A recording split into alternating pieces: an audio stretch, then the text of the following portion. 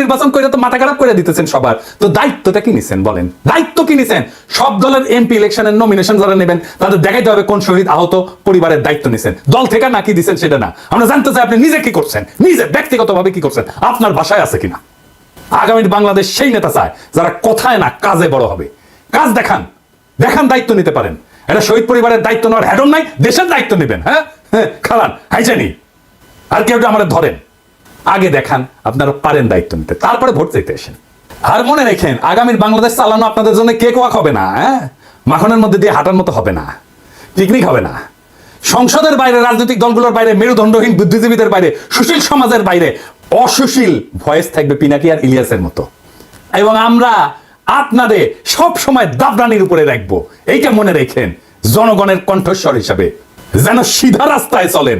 সিরাতুল মুস্তাকিম, ইনকিলাব জিন্দাবাদ। দেশবাসী, আপনারা যে যেখান থেকে ভিডিওটি শুরু থেকে শেষ পর্যন্ত দেখেছেন আপনাদেরকে অসংখ্য ধন্যবাদ জানাই। আর যারা এই ধরনের নিউজ লাইভ দেখতে ভালোবাসেন তারা অবশ্যই ইউটিউব চ্যানেলটি সাবস্ক্রাইব করে রাখবেন আর এই ভিডিওটি শেয়ার করে অপর ভাইকে দেখার সুযোগ করে দেবেন। তাহলে সবাই ভালো থাকবেন, সুস্থ থাকবেন। দেখা হবে পরবর্তী কোনো দেশের আপডেট খবর অথবা নিউজ নিয়ে। আসসালামু আলাইকুম।